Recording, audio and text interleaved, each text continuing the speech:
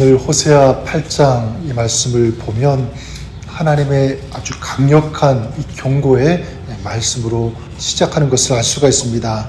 1절에 이렇게 시작하죠. 나팔을 내 입에 댈지어다. 원수가 독수리처럼 여호와의 집에 덮치리니 이는 그들이 내 언약을 어기며 내 율법을 범함이로다.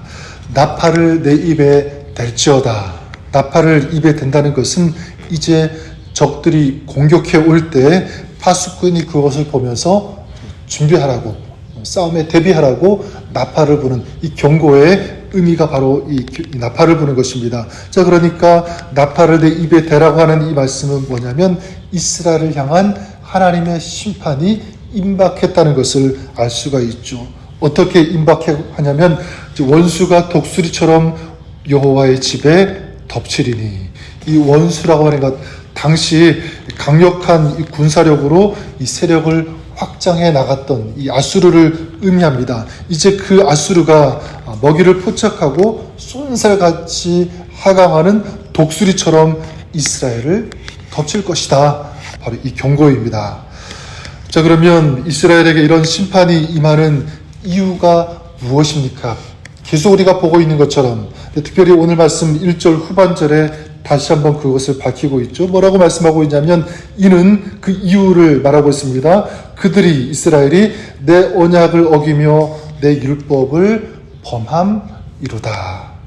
그들이 내 언약을 어기고 율법을 범했다. 이것은 하나님과 이스라엘이 맺은 이 언약, 이 약속이 있는 거죠. 자, 이것을 이스라엘이 일방적으로 어기고 이 약속을 파기했다, 이렇게 봅니다. 언약, 이 약속은 뭐냐면 상호 간의 신뢰를 바탕으로 맺은 그런 약속 아니겠습니까?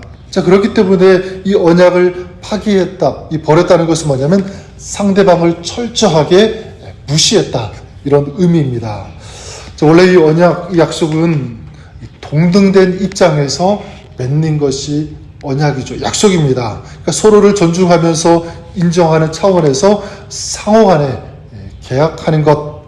자, 그러니까 사실 이 언약은 뭐냐면 사람과 사람 사이에 맺는, 이루어지는 것이라고 할 수가 있습니다. 자, 그런데 하나님께서 그 이스라엘과 언약을 맺으셨다. 사실 이 사람은 하나님과 뭐 약속, 언약을 맺을 수 있는 그런 자격이 전혀 없습니다. 자, 그런데 하나님께서 우리 인간과 이스라엘과 언약을 맺으셨다는 것은 뭐냐면 이건 굉장히 파격적인 것입니다.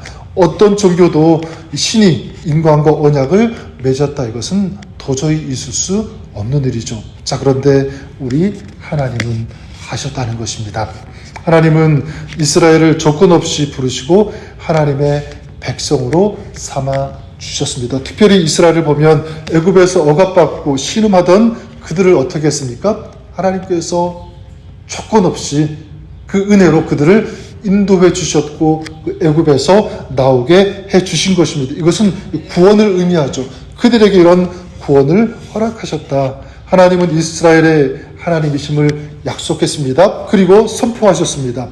전적인 하나님의 은혜다라고 할 수가 있는 것입니다. 자, 그런데 그것으로 끝나지 않죠. 하나님은 이제 그들을 시내산으로 인도하셨습니다. 그리고 하나님의 백성으로 살 것을 부탁하셨고 가르쳐 주셨습니다. 하나님의 이 백성이 되었다는 것은 뭐냐면 한영없는 은혜이기도 하지만 동시에 하나님의 백성답게 이 세상과 구별된 삶을 살아야 하는 그 책임이 주어지는 것입니다. 자, 하나님은 이스라엘의 하나님이 되시고 이스라엘은 하나님의 백성이 되어서 하나님의 백성으로서 살아야 합니다. 이것이 하나님과 이스라엘이 맺은 언약, 약속입니다. 자, 하나님은 오늘 저와 여러분, 우리와도 언약을 맺으신 줄 믿습니다. 예레미야 31장 31절에 보면 이런 말씀이 있습니다. 날이 이르리니 내가 이스라엘 집과 유다 집에 새 언약을 이루리라.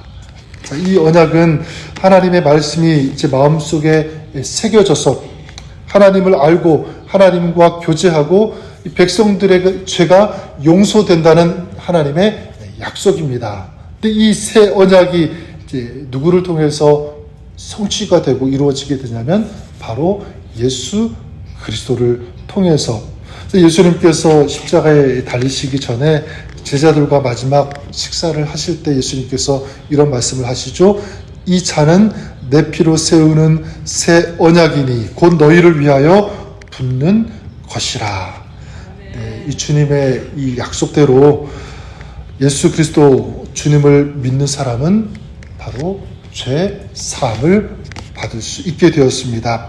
이 죄가 기억되지 않고 바로 예수 그리스도를 믿는 사람은 구원을 받게 된 것입니다. 즉 하나님의 백성, 하나님의 자녀가 될 수 있게 된 것이죠. 자, 하나님은 이 약속을 누구를 통해서 성취하셨다고요? 바로 예수 그리스도를 통해서. 자, 그렇다면 여러분 이제 우리가 이 언약을 지킬 의무가 있습니다. 하나님은 예수 그리스도를 통해서 이 언약을 성취하셨고 그 약속을 지키셨고 지금도 우리에게 약속하신 그 말씀을 이루어가고 계시다는 것입니다. 신실하게. 이제 그 책임과 그 의무는 누구에게 남아있냐면 바로 우리에게 있다. 이제 우리가 하나님의 백성으로 합당하게 살아야 한다. 구원받은 자로서 이 구원받은 자의 삶을 살고요. 또 구원받은 자로서 믿음에 합당한 열매를 맺어 나가는 것, 이것이 바로 주님께서 우리에게 원하시는 삶이고 또 우리에게 부탁하시는 것인 줄 믿습니다.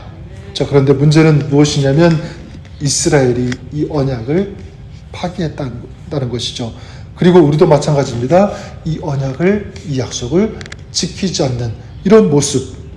마치 부부가 한눈 팔지 않고 결혼할 때 배우자만 사랑하겠다, 배우자만 바라보겠다 이렇게 생각해 놓고는 나중에 불륜을 저지르는 것 같이 지금 이스라엘이 어떻게 하고 있습니까? 우상을 섬기고 있는 거예요. 금송아지를 만들고 세상을 추구하고 세상의 것으로 만족하려고 하고 세상을 따라가고 있는 이런 모습, 마치 이 고멜이 그랬던 것처럼.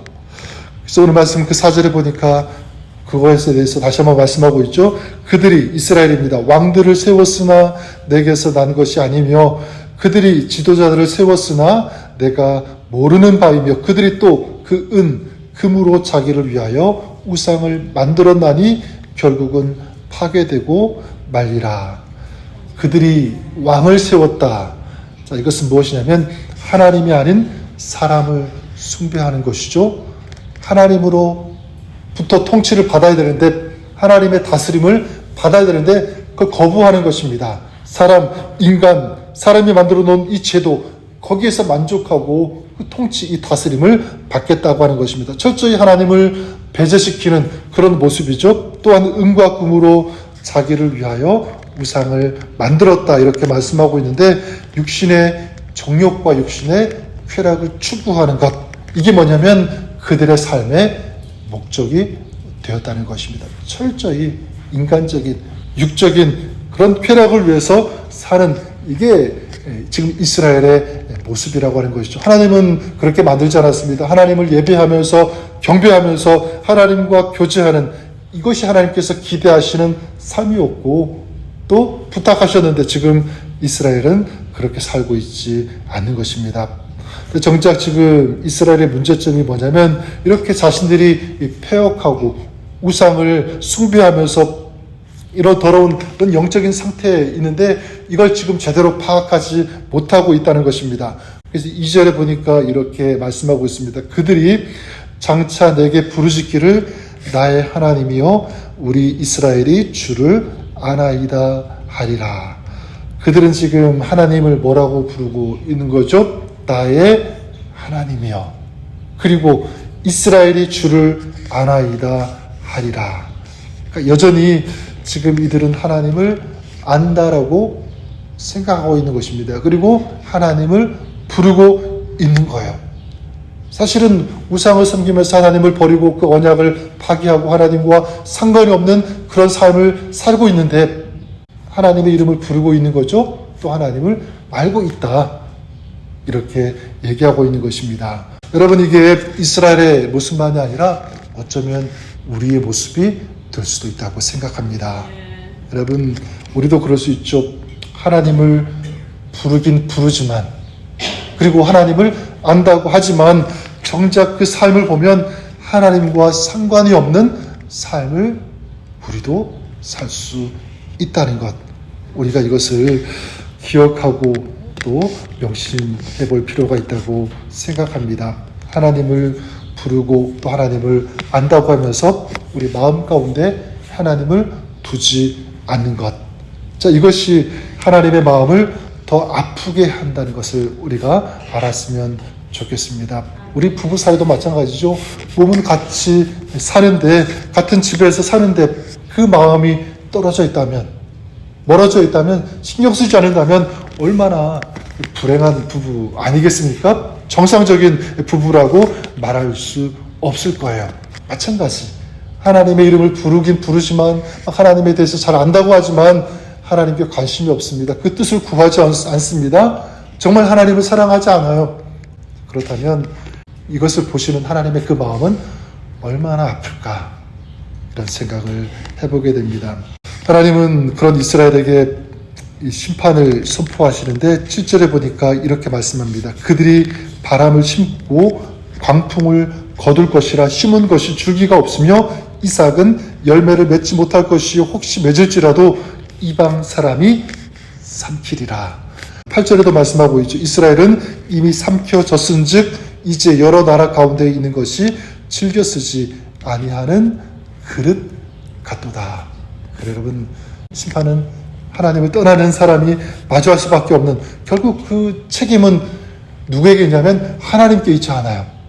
하나님이 심판하셔서 이런 모습을 당하는 것이 아니라 하나님을 떠났기 때문에 자기가 이런 모습을 맞이하게 되고요. 거기에 대한 책임을 져야 한다는 사실입니다. 이것이 바로 이스라엘이, 다시 말해서 하나님을 떠난 이스라엘이 마주하는, 직면한 현실이다. 심은 것이 열매를 맺지 못하고 이방에 의해서 삼키움을 당하게 되는 이 모습. 저는 오늘 주님의 이 경고의 말씀을 오늘 저와 여러분들이 우리에게 주시는 하나님의 이 사랑의 경고로 들었으면 좋겠습니다. 그리고 우리가 한번 이 말씀을 보면서 좀 새롭게 다시 한번 결단하고 또 결심했으면 좋을 것 같아요. 어떻게? 주님의 한량없는 은혜와 사랑으로 우리를 구원해 주심을 감사합니다. 하나님의 백성 삼아 주셨음을 믿습니다. 이런 감사의 고백을 드리고 또 한 가지, 이제 우리가 정말 하나님의 백성으로 살겠습니다. 이거예요. 거룩하게 살겠습니다. 주님만 사랑하겠습니다. 주님만으로 만족하겠습니다.